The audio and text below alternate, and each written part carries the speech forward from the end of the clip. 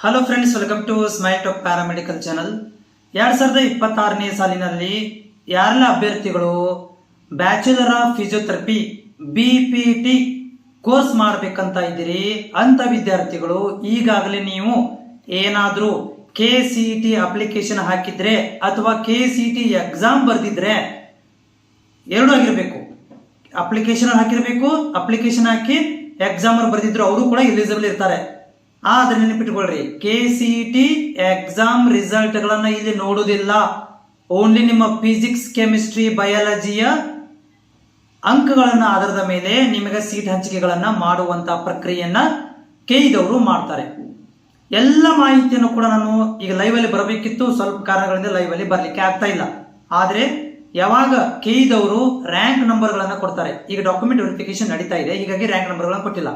ಈಗ ಮುಂದಿನ ವಾರದಲ್ಲಿ ನಿಮ್ಗೆ ಏನಾದರೂ ರ್ಯಾಂಕ್ ನಂಬರ್ ಗಳನ್ನ, ಫೀಸ್ ಸ್ಟ್ರಕ್ಚರ್ ಇರ್ಬೋದು, ಆಪ್ಷನ್ ಇಂಟರ್ ಲಿಂಕ್ ಇರ್ಬೋದು, ಕಾಲೇಜ್ ಆಯ್ಕೆ ಹೇಗೆ ಮಾಡ್ಕೋಬೇಕು ಎಲ್ಲವನ್ನು ಬಿಡ್ತಾರೆ. ಬಿಟ್ಟಾಗ BPT ಕೂಡ ಬಿಡ್ತಾರೆ. ಓಕೆ, ಯಾಕಂದ್ರೆ ಹೋದ ವರ್ಷದಿಂದ ಕಂಬೈನ್ಡ್ ಆಪ್ಷನ್ ಎಂಟ್ರಿ ಮಾಡ್ತಾ ಇದ್ದಾರೆ, ಕೌನ್ಸಿಲಿಂಗ್ ಮಾಡ್ತಾ ಇದ್ದಾರೆ. ಈ ಕೌನ್ಸಿಲಿಂಗ್ ಸಂಬಂಧಿಸಿದಂತೆ ಎಲ್ಲ ಮಾಹಿತಿನ ನಾನು ನಿಮಗೆ ತಲುಪಿಸ್ಲಿಕ್ಕೆ ಪ್ರಯತ್ನ ಮಾಡ್ತೇನೆ.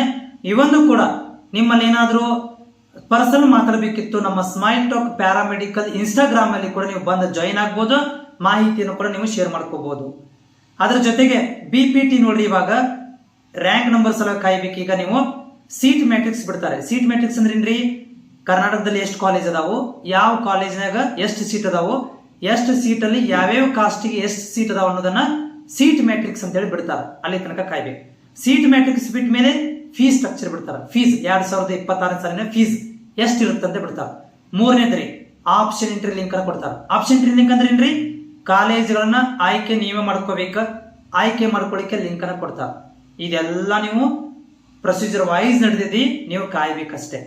ಎಲ್ಲ ಮಾಹಿತಿಯನ್ನು ತಲುಪಿಸ್ತೇನೆ. ಯಾರು BPT ಮಾಡ್ಬೇಕಂತಿದ್ರಿ ಚಾನಲ್ ಫಾಲೋ ಮಾಡ್ರಿ. ಜೊತೆಗೆ ಏನಾದ್ರು ಡೌಟ್ ಇದ್ರೆ ನೀವು ನನಗೆ ಕಾಮೆಂಟ್ಸ್ ಬಾಕ್ಸ್ ನಲ್ಲಿ ಶೇರ್ ಮಾಡ್ರಿ. ಫ್ರೀ ಇದ್ದಾಗ ಲೈವ್ ಅಲ್ಲಿ ಬಂದಾಗ ಅದನ್ನ ಉತ್ತರವನ್ನು ಕೊಡ್ಲಿಕ್ಕೆ ಪ್ರಯತ್ನ ಮಾಡ್ತೇನೆ.